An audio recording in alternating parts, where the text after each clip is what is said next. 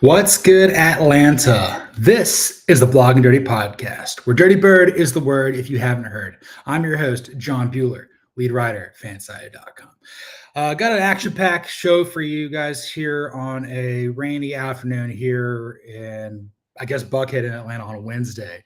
Got a lot of stuff to talk about, in relation to what happened after the NFL draft, maybe a few more transactions that could be coming along the way, as well as a few players that are rookies that I like here. So, got an episode coming to you live today. If you see a little basset hound or a large basset hound walk around here, his name is Boo Bear. He's sweet. He might bark. Obviously, this is on Restream. It might pick up everything, but we're going to do the very best we can, Who knows? Well, let's get started. Let's have another slice of pumpkin pie. I want to talk a little bit today about the controversial trade up to 26 and a deal with the Los Angeles Rams to get James Pearce Jr. out of Tennessee.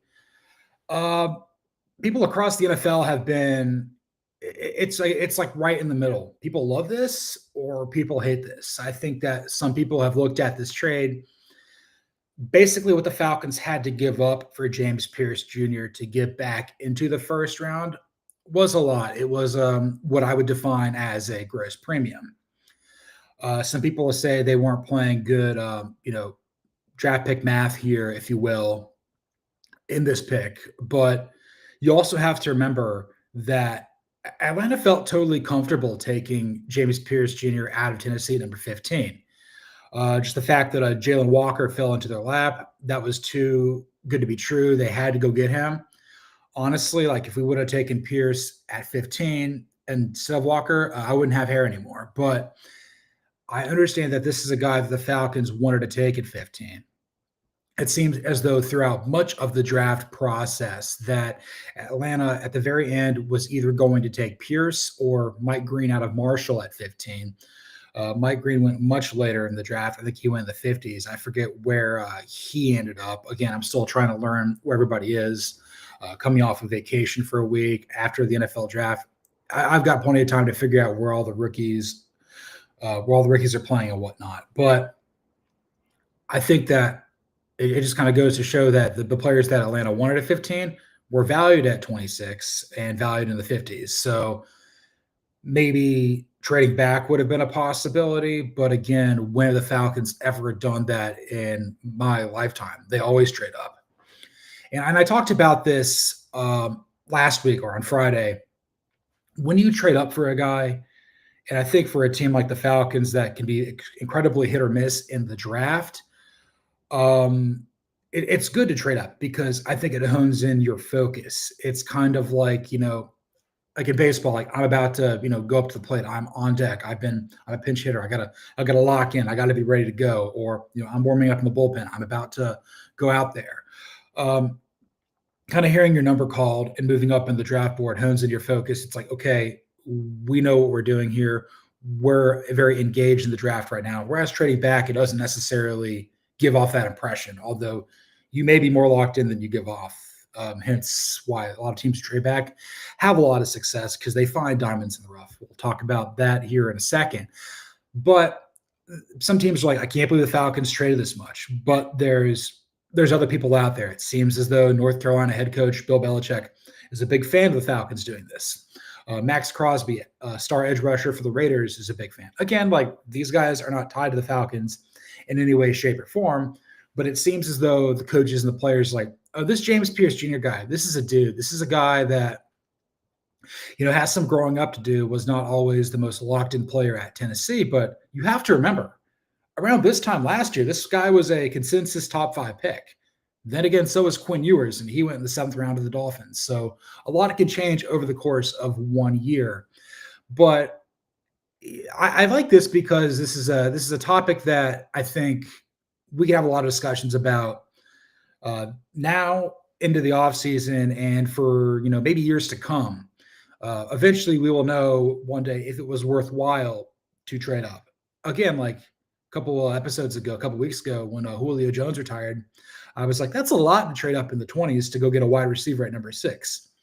He became a Mount Rushmore player for the Falcons, arguably one of the greatest players in Falcons history, if not the greatest. I don't think he is. It's Matt Ryan, but I understand what Julio Jones is. as a first ballot Hall of Famer. In time, it became very apparent that that was the right call for Thomas Dimitroff to trade up to go get him. Maybe this will be the case for Terry Fontenot. I'm a little skeptical of that because I don't know, like it's just an edge rusher. It's not a quarterback or a wide receiver. It's impactful, but not to that degree. But it's right there in the middle. It's 50-50. This is what I do for a living. Have interesting conversations with interesting people about topics that are divisive. And I think that in this instance, I'm much happier that they have him than him playing for somebody else, because I think anytime that like the Falcons have made a dumb pick in the draft, which is usually every year or maybe in the first round, I feel that they make their biggest mistakes when they're picking like in the 20s. Again, this is a team that's like making the playoffs or coming off a playoff season, and they're not fully locked in. You know, they think that they're, you know, the Super Bowl window is open.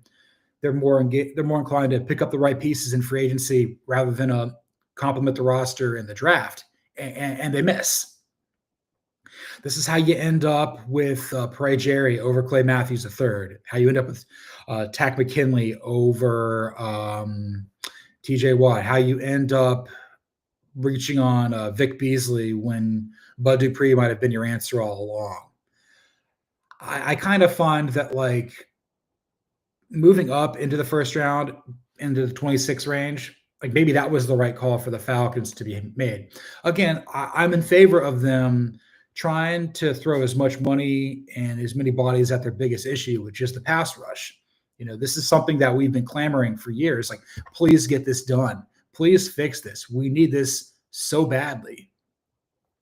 And Terry Fontenot listened, and he got us two guys that were absolute studs in the SEC for years. For the most part, he's hit on all of his first-round draft picks. We'll talk about Kyle Pitts here in a little bit, but like Drake London got the fifth-year option. Bijan Robinson's a top 3 running back in football. Michael Penix Jr. looking like the face of the franchise already entering year 2 after just 3 starts. I think for the most part, you know, we got to look at this as the combination of Jalen Walker and James Pearce, not just them individually. They'll always be judged individually because that's how it is. But it's the same sort of deal when the Falcons got, you know, they trade up in the first round. I think it was like one of the final drafts of Thomas Dimitroff, where they got Caleb McGarry in 31 out of Washington. Well, they already had Chris Lindstrom higher up. Again, McGarry is not the player of Chris Lindstrom. Nobody is. Chris Lindstrom is one of the best players in the NFL, probably the best guard in football. But Caleb McGarry's had a long and successful career here for the Falcons, not putting up the accolades here, but like he's had staying power. He's overcome a lot of what doubters have said about him. It's a guy that, like, at the end of the day, I'll remember him as a dude here because he was a road grader. He made the offensive line better. And I think anytime the Falcons have done a double down of sorts, you know, whether that would be in the offensive line with Lindstrom and McGarry, or back in 2013 where they got Desmond Trufant out of Washington and then Robert Alford out, I think, Southeastern Louisiana, a quarterback back-to-back. It worked out. You know, Trufant and Alford were pillars of the secondary for the Super Bowl team and the teams after that. Unfortunately, you draft people like Jaden Collins who don't know what they're doing. Oh, man, we got to just not – maybe we should just not have second-round picks. But we had a good third-round pick here in a second. So that's kind of what I got to do here with James Pearce Jr. It's right down the middle. Again, only time will tell if this is going to be a good pick. But for the most part, I can get behind it. Going to debut a new segment here next. This is called Diamonds in the Rough. Couldn't really think of a better name for it. But I wrote about this yesterday for fanside.com. I love the Xavier Watts draft pick so much. He might be a steal, you know, for the Falcons, possibly NFL draft. Also, Nick Nash, the undrafted free agent wide receiver out of San Jose State. He might be a dude.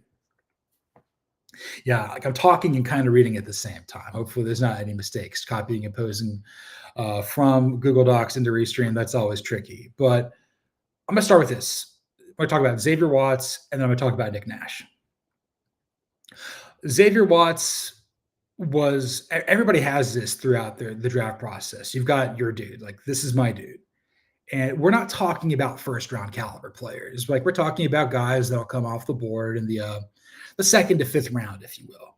And there's reasons. We all know why they're not going to go in the first round. I think Xavier Watts, it's like, okay, he plays safety. He played a great defense with an ensemble cast around him at Notre Dame. You're playing for a fantastic defensive coordinator in Al Golden, now with the Bengals.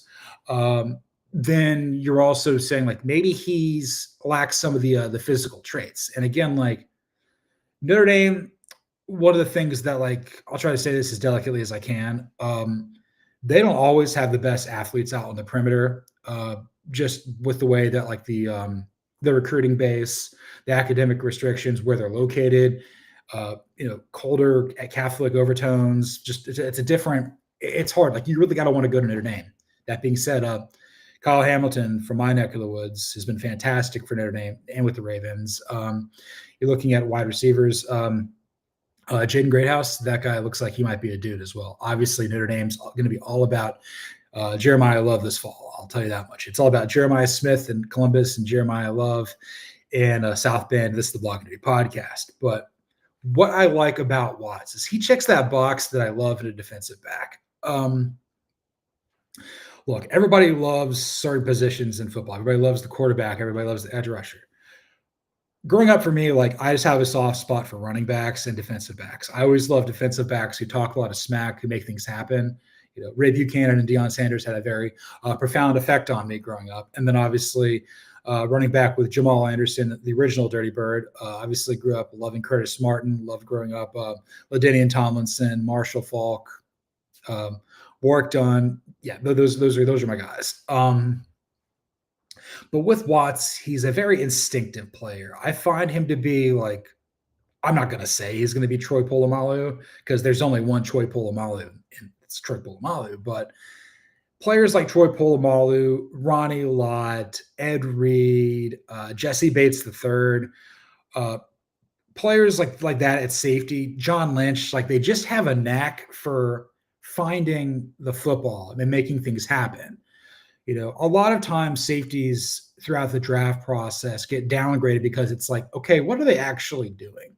We're not only recently has the common man been able to see things in all 22. Even then, like I don't really know what I'm looking at. I mean, I didn't play football.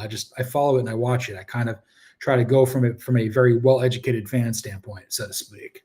It's not for everybody, but I made a career out of it. And you can kiss my ass if you have a problem with that. But anyway, like Watts, just when I was watching him at Notre Dame the last 2 years, first off, he won the Nagurski 2 years ago as a safety. Kyle Kennard won it this past year at South Carolina. Again, how is that guy not a first-round pick? But when you win the Nagurski, it's kind of like saying you're like the best defensive player in college football. Like this is something where like Tyrann Mathieu had some of this coming out of LSU. Manti Te'o a little bit out of Notre Dame. Like there's some sort of like football savvy that players who win this award or in contention for it have that intrigues me. And he didn't win it last year, but I watched a lot of Notre Dame last year. Again, this is a team like last time I was here, they had lost Northern Illinois in a boneyard game for the Huskies. And I'm like, I'm so done with Notre Dame. Well, they got better and they played a relatively tough schedule. They were an underdog and they kept winning. Massively overachieved, got to the national title bout, just kind of ran out of gas versus Ohio State. Certainly looked the part against Indiana, really bullied my Georgia Bulldogs when the Dogs were beat up, and then obviously played a little bit more mentally tough over Penn State. There's things about having players on championship caliber teams, particularly in positions where you're seeing everything, like linebackers and safeties. Like I love that in the back seven of a defense because like it's like a catcher in baseball. You're seeing it all unfold in front of you. I think that helps the game slow down. And with Watts, like, yes, he may not have like the best physical attributes, but I feel with the traits that he has of getting after the ball, of making it happen, he'll keep things in front of him. Once again, he's playing part of a very good ensemble cast. This time with the Falcons and their secondary. You're looking across. You look to the right of you or to the left of you, however you're lining up. There's your idol, Jesse Bates III. Look, I know that Xavier Watts is from Omaha, but obviously anybody who plays in the state of Indiana knows about Jesse Bates and what he had to overcome in Fort Wayne, what he did at Wake Forest, what he did for the Bengals, what he's doing now for the Falcons. Dude's just a ball player. Then you look over there at cornerback, you got first-round picks in like AJ Terrell and Mike Hughes. You got guys out here, Clark Phillips III, another gamer type of player, undersized, coming over from Utah in the old Pac-12. Like, these are all guys that made tremendous impacts throughout college and in the NFL up to this point. They're not going to put Watts in a position where like he's not going to succeed.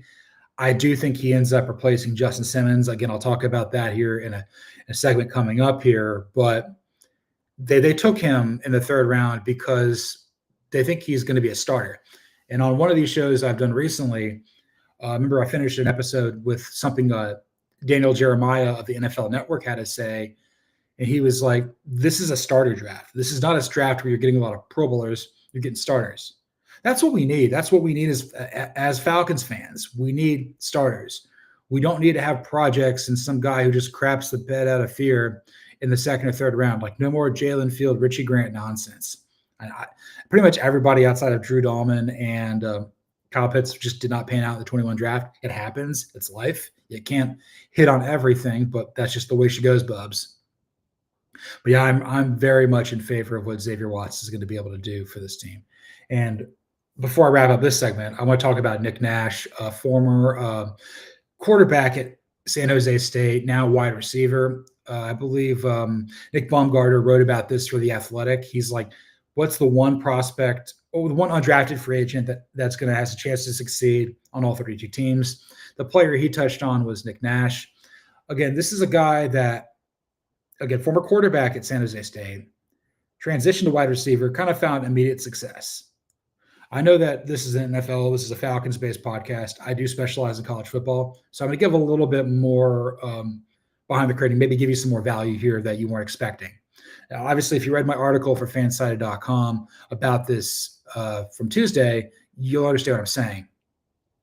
Look, San Jose State is not a well-resourced program in the Mountain West. It's I would say like they're the equivalent of Mississippi State or Kentucky in their conference. It's tough.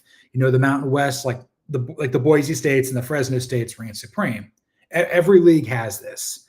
So like when you see a player who's really shining and makes a big impact at a smaller school where you don't have the resources of your peers, that resonates to me because you're overcoming adversity already.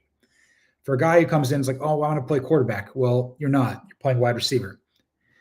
Seems like he was very productive. In 23, he caught a lot of passes playing for Brent Brennan, who left to go replace Jed Fish at Arizona. In came Kenui Matalolo, again, the former longtime head coach at Navy. We're talking about a triple option head coach who I think was like a chief of staff of some sort for Chip Kelly for his final UCLA staff. He comes in, they're throwing the ball at San Jose State. Apparently that's why I love Kenui Matalolo. It's like, it's probably always going to be some level of ground centric, but like this guy made plays. This guy was all over the place catching passes. Big frame, very productive. Again, obviously this is a position where like a lot of guys get drafted, but there's things that Nash can do that I think fits this offense quite well. And I was trying to workshop this here yesterday, so maybe I've had a little more time to kind of like get my head around it. I felt last year there was just a missing piece with the passing game, maybe 2, 3, but like it was coming together, but it wasn't quite there. I felt towards the end of the year, the running game was there. You know, it was like lightning and thunder, and then more lightning and thunder with Bijan Robinson, Tyler Algier behind that awesome offensive line. You know, the best way to build a receiving core is to build like a basketball team. Like, you know, you got your slot guy at point. You got your power forward in like your possession guy. You got your deep threat at 2 guard. You got your big tight end at the 5. You got your, you got your number 2 guy you can move all over the place at 3. The pieces are starting to come together. But I found last year with the Falcons, with them going more to an 11 personnel based offense, beating 3 wide receivers, 1 running back, 1 tight end, no fullback. It made things difficult for Kyle Pitts, where he's best at being a tight end in more of a pro-style offense. And then you're trying to also integrate Darnell Mooney into the thing, and he played well. He almost had 1,000 yards, had a great season for us. Ray McCloud played very well in the number 3 role, but he was forced in there because Rondell Moore got hurt. So you weren't playing with your A-plus stuff throughout the entire process, and you have to remember that at times. But like for whatever reason, like Nash kind of feels like Drake London light. Like you could put him in other positions where like you need him to like make a third down catch, be a little more of a possession receiver, kind of be a bigger body.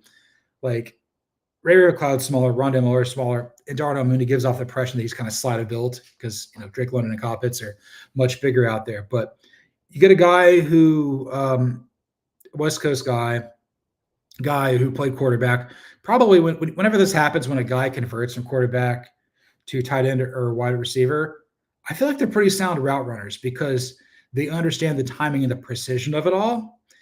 And that may help them, get caught up to speed because they may not be as fast because, it's a different movement. You're backpedaling as opposed to going forward, catching passes as opposed to throwing with pinpoint accuracy. But this is a guy that I'm intrigued to see what he does throughout the spring, during training camp, everything like that, preseason. Hope he makes the team. But for the Falcons to kind of go very heavily with defense in the draft, to get a guy that I think a lot of people missed on offense with an undrafted free agency, I can't really complain. But I could complain about this next thing. Let's do some blow the whistle. Whew. Should the Atlanta Falcons trade Kirk Cousins to New Orleans Saints? This is much harder than I thought it'd be. I'm going to blow the whistle no for one reason. Just the backfire component. But that being said, I think that it may not backfire for the Falcons all that much. The big thing with what transpired from the 2025 NFL draft is there are still 3 teams who could potentially trade for Kirk Cousins. Just one of them changed. The Minnesota Vikings are not going to entertain a reunion anymore.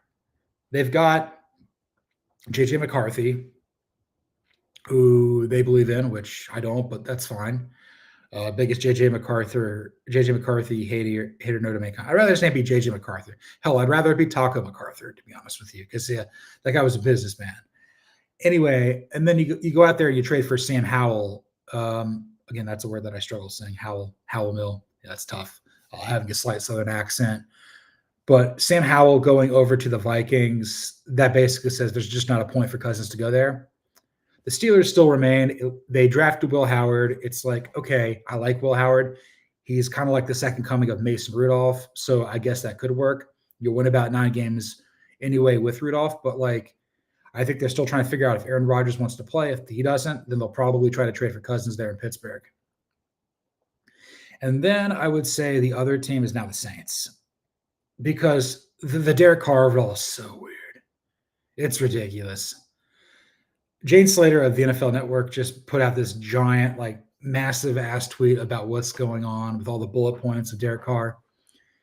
It shows that the Saints and Carr's camp are a lot more aligned than people expected, but it's still really screwy. I'm not going to read it all. I'm going to try to give you the layman's terms of what I got. So there is a belief that Derek Carr hurt his shoulder and his wrist, or basically 2 injuries on the same arm in the same game versus the New York Giants. The Saints had kind of bowed out of it. They weren't a playoff team anymore. He went down. He rode pine. They went with Jay Kaner, Spencer Rattler, and just didn't make the playoffs again.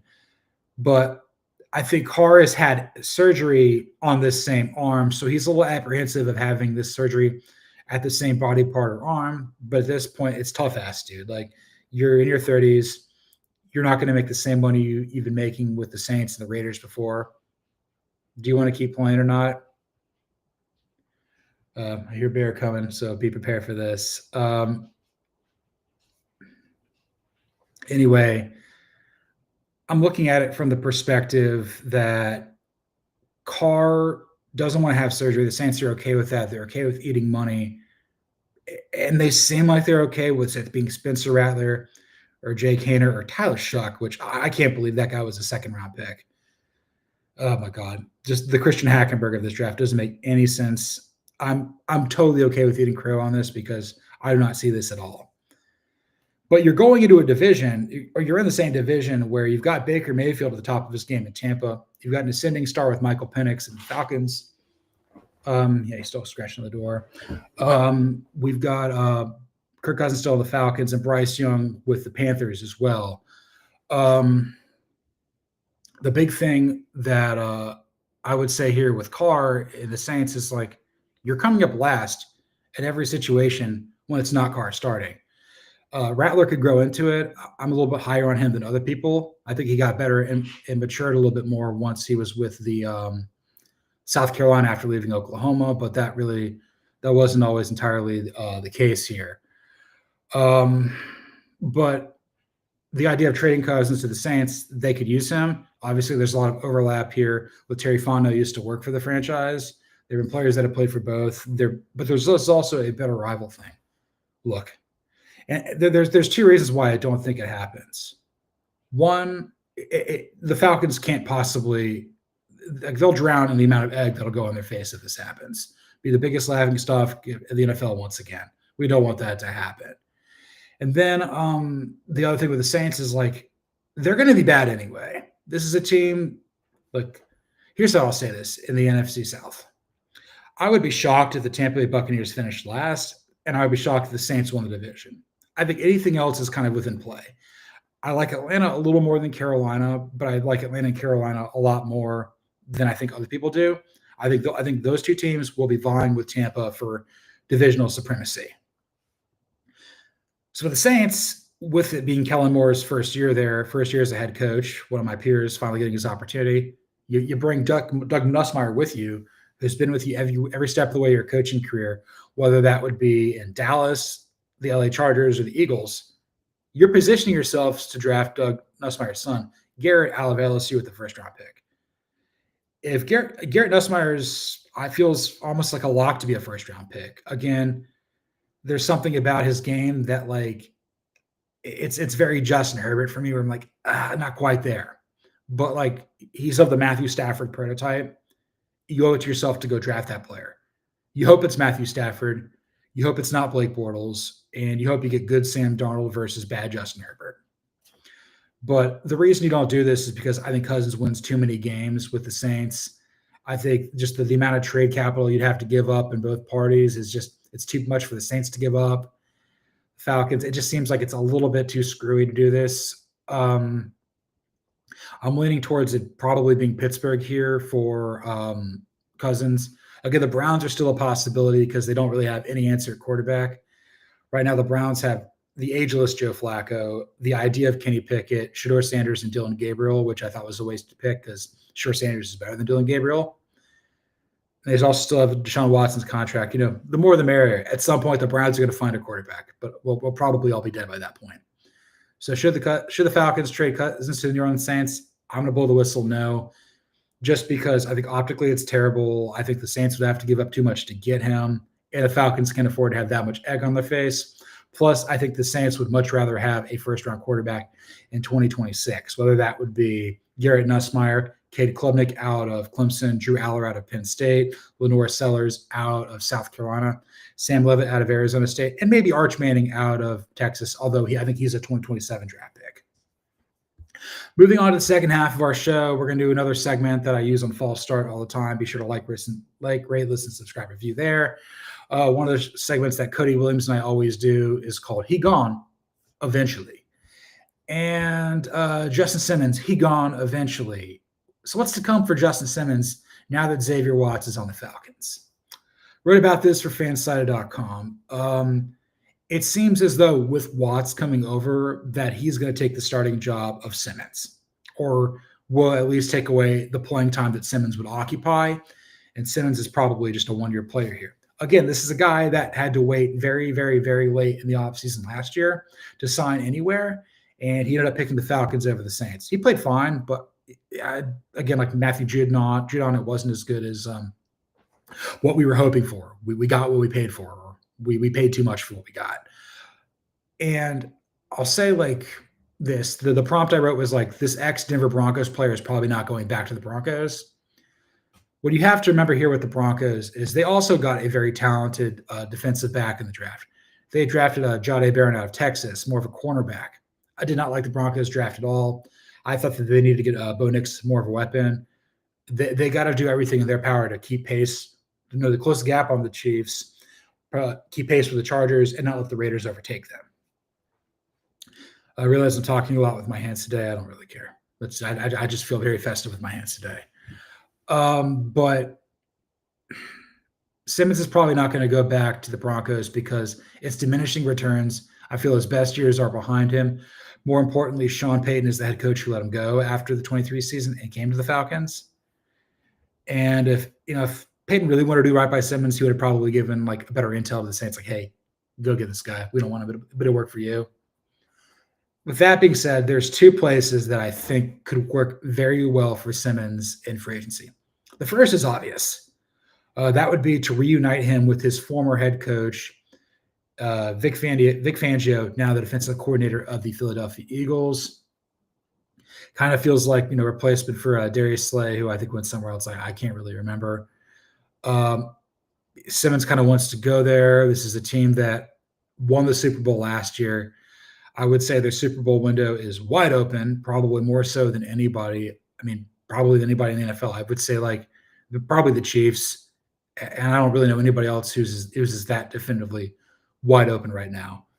There's others that are like open, maybe closing. I'll talk about that at a later date. But of course you'd want to go play for the Eagles if somebody has the opportunity to. But there's only so many roster spots to be had there. And I wonder if the dollars and cents will make sense for him to go there. Again, I think that this is the most likely outcome just because, a lot of times in the NFL, players and coaches still have jobs in this league, so long as their kingmaker still has a job in this league. So if you're this guy's guy, you're here as long as this guy's still relevant and around. The one place where I think he might go that I think would actually be really good for Justin Simmons is the Green Bay Packers. Follow me on this. He is a Boston College alum, and he could be not reunited, but he shares the Boston College ties with their former head coach, Jeff Hafley, the defensive coordinator of the Packers.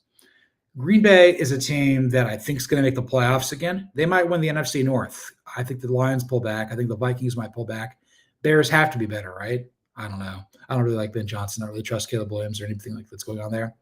The Bears are always going to be screwy. Then again, it's no longer Virginia McCaskey. Rest in peace. It's your son, George McCaskey, so God bless. The Packers need to do something to kind of emerge in the upper crust of the NFC. Outside of Philadelphia and Washington, somebody else has to emerge. I think the Los Angeles Rams are going to pull back, or they're like the Buccaneers, where they can't have this much black magic left. The Lions could be towards the top, but they might pull back. The Vikings might pull back. I think teams that are potentially ascending, I like Arizona a lot. I think Washington's really an ascending team. The New York Giants could be a lot better. Obviously, I think the Falcons and Carolina Panthers are trending up as well. So I go across the board here with everything here. But the Packers need to do something to basically not get surpassed by somebody else. I think also the fact that they paid a lot of money to a talented but often injured defensive back, Jair Alexander, that's an issue. But since the guy had his breakout year in his contract year, he's been playing in about 7 games a year. There's 17. It's not good enough.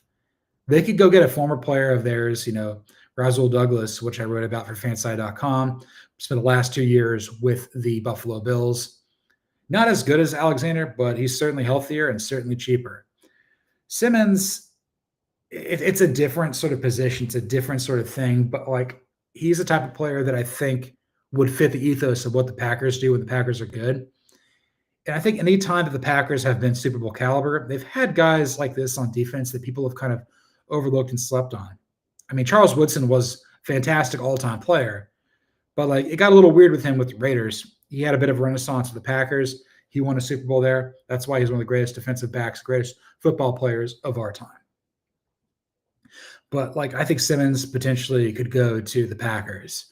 Again, I would say that he's not going to go back to the Broncos, probably not coming back to the Falcons. Eagles are a team to watch, and so are the Packers. But that's kind of what I've got right now with my feelings on him. Again, he's on the wrong side of 30, but are most of us. Just getting more and more washed day by day. Moving on to the penultimate topic, talking about washed and just whatever the hell we're doing.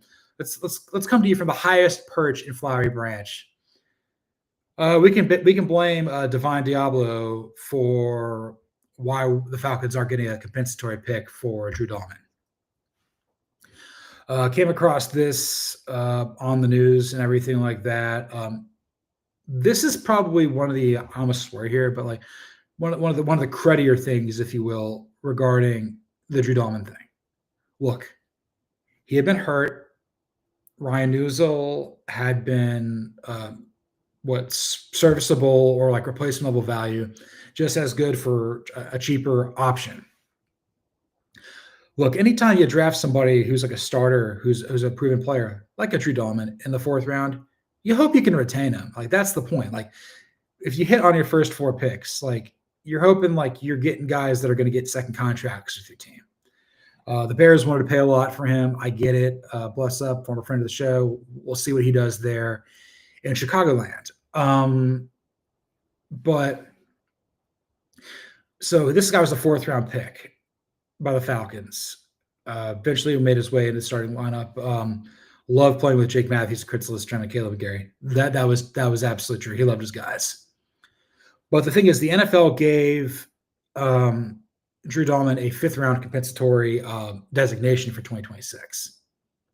I'm like, I don't know. I feel like we should have gotten a 4th or 3rd. Again, I don't know all the nature of compensatories, but like I feel like we kind of got screwed there. Maybe it was a lack of production. Maybe if he would have been maybe it's a catch-22 or it's a paradox.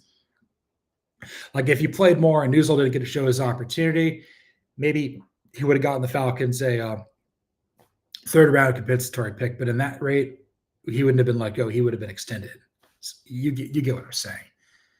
By signing Divine Diablo from the Raiders to come over here, he had a 6th round compensatory attached to him. So effectively, the 5th round that Drew Dalman had attached to him and the 6th round that Deablo had attached to him effectively cancel each other out. So like you're getting a guy who I think is like a rotational linebacker. Maybe he'll replace Nate Landman for us. Maybe he'll be really good. But like who knows? I mean, like I kind of trust Caden Ellis a little bit more in the linebacking core for us as well. I thought Landman was great until he wasn't. I think he went back to the Rams to get a little more. I don't even know what's going on now behind me. Just be closer to home, I guess. But this is kind of one of those things where like you got to have a little more tact here. And I also feel like for a team that traded up to when you didn't have a lot of draft picks to begin with into a draft, you've got less next year. Like we don't have a 1st round pick next year. We could have used that compensatory in some capacity to help move up the board to go get a guy or like, be more engaged in the draft. But again, I'm kind of tired of worrying about the draft so much as a Falcons fan. I want to worry about playing the playoff games. But I do feel like this was a move that we could look back on in retrospect and be like, yeah, maybe we didn't think that one through. There's been a lot of that in our 60-plus years as a franchise. Maybe we'll turn around in the last 40 while I'm still alive. I hope we win a Super Bowl for my 75th birthday. I'm 35 now, God. I would, but that's neither here nor there. But the mathed out here. Divine Diablo basically cost us the compensatory we could have gotten for Drew Dalman. I'm more in tune with this with baseball. Like I remember one year the Braves let Brian McCann go. They signed Irvin Santana. That kind of offset it there as well. And if there's a player out there that you think is going to make your team better to offset it, that's fine. I wish this one just had a little more juice because Dalman was a player that we had a lot of love and respect for. Diablo was available for a reason. Hopefully he plays great. Maybe he's got the name. He's got a very ATL name. I want to see him just being like wreaking havoc. I'm all excited about that. And let's move on to our final topic here of the day. We're going to go with some too legit to Pitts. Zac Robinson expects a breakout year out of Kyle Pitts. Should we believe the Atlanta Falcons offensive coordinator? I want to. I can't say that I do. There's 2 reasons why I will be optimistic here and try to side with this. The first is, there's 3. Number 1, I think he's got a a really good quarterback to work with in Michael Penix Jr. He had 1,000 receiving yards when Matt Ryan was throwing the ball, because Matt Ryan's a legend of this game. Anybody who I will not accept any Matt Ryan slander whatsoever. The more and more we get removed from him, the more and more I realize we did not appreciate him in real time. The second is this is what Robinson was talking about. This is his second year in the offense. They said that the role is more defined. It's going to be a better construct. I think Pitts has been working a lot more with tight ends coach Kevin Koger about what needs to happen in this offense with his role. Going from playing more pro style to 11 personnel, going 3 wide all the time. Just having a better understanding of what's going on here, you're not going to get lost in the shuffle as much. I like that Robinson's an ascending offensive mind, probably a future NFL head coach. Unfortunately, probably won't be here, but we'll cross that bridge when we get there. The other thing that I think is very important to understand is this is a contract year for Kyle Pitts. He's going to be part of this team. This is his 5th-year option year, and we got to see if he can do it or not. I feel that even though for as good as his first year was with the Falcons, and for how as good as he was at Florida, that merited enough of an opportunity. There have been signs of production there the couple of other years, but having just what he can do, you owe it to yourself to at least see what could potentially happen. It's very borderline. It's like Vic Beasley. Vic Beasley had a few signs here, that great 2016 season, but always left you perpetually frustrated. Maybe in time when Pitts is no longer on the team, whenever that day comes, hopefully he plays his entire career here and lives up to the draft hype. I may think about him differently, but it scratches the same sort of itch that Beasley did for us. The other thing, with it being a contract year, I feel this feels very Atlanta Braves Dansby Swanson for me. It's of course he's going to have a great year in a contract year. And then the Falcons or somebody else are going to pay him a fortune. And then in year 6 out of Florida, it's going to pull back a little bit.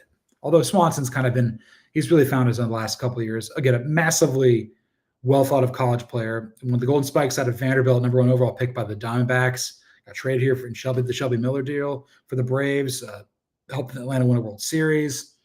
There was a lot of positives with James Swanson, like hometown hero, things of that nature. But Pitts, it's I feel I've always said this all along. As long as he has the trust and faith of Michael Penix Jr., then I think it's going to be okay. I think they might gel a little bit more than Cousins did with him, or than Ritter did, or maybe with Penix we'll approach the level of trust that Matt Ryan had in him. I kind of felt with Cousins at quarterback, it was more about Mooney. Mooney was a guy that he's I can really get him here, get him the ball. Again, every quarterback has their favorite players they throw the ball to. I remember with Michael Vick, we wanted him to throw the ball to Peerless Price. He loved throwing the ball to Algie Crumpler and Brian Finneran, and handed the ball off to Warwick Dunn and TJ Duckett. That's what he did. Matt Ryan loved throwing the football to everybody, but he loved throwing it to Julio Jones and Tony Gonzalez the most. Roddy White, too. He loved throwing the ball to Roddy White. But those are all 4 all-time players, if you're going to be straight with you. But I want to believe Zac Robinson here, but I have reasons to be cautiously optimistic about it. The other thing that I want to say before I wrap up the show today regarding Pitts is I kind of feel that we may have overlooked this in the draft process. It's really contingent on good quarterback play. Kyle Trask, who's anonymous now in the NFL, he was really good at Florida. I mean, he was the guy that backed up Derek King in high school. Didn't play very much. Had to back up Felipe Franks. Welcome back to the Falcons, I suppose. This is a guy that everybody was there's a lot going on here. And he had a lot of success throwing the ball to Kyle Pitts and Kadarius Toney. Florida won the SEC East that year. Dan Mullen's best year at Florida. And then it hit the fan for him very quickly afterwards. But I'll say this. It's Pitts seems to be more quarterback dependent than I think anybody ever realized. Kind of wish we would have had Jamar Chase, to be honest with you. But that's okay. Trevor Lawrence is so-so with the Jaguars. Zach Wilson's on his third team, and I think Trey Lance plays in the NFL and the CFL right now. So other teams ahead of the Falcons screwed up way more than we did it for. That was fun. That was a lot of fun here. I'm gonna try this a little bit different here. I'm gonna do a false start exit for you because I've been really struggling with this. This was episode 40 of the Blog and Dirty podcast. You can follow me, John Buhler, on Twitter or the X at Buhler118. You can follow the show at Blog and Dirty, or you can follow Fanside at Fansided. Be sure to read all of our work here at fanside.com, bloggingdirty.com, ATL a day, really anywhere that there's fansided content. Be sure to watch, like, comment, rate, subscribe, review to the Blog and Dirty podcast on YouTube at Blog and Dirty FS. Give us a 5-star review on Apple Podcasts. Really helps the show grow. Again, yeah, we're getting a lot of engagement here. You guys have been great in how we've been consuming content throughout the draft process. Really building this thing up here. We're gradually making our way towards 300 subscribers here. I know this is only once a week. Maybe we'll be able to do stuff during the season. It's just all about, time, bandwidth, allotment, resources. But the show's been really growing.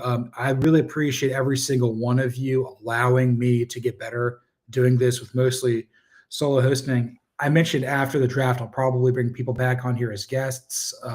It'll be more periodic. Again, I'm trying to figure out how to do this. So this is still a Falcons-centric show, but I do consume football at a national scope. And I think just a little bit of insight from other teams may make you a smarter fan, may make you enjoy what's going on just a little bit more. But yeah, this has been a lot of fun.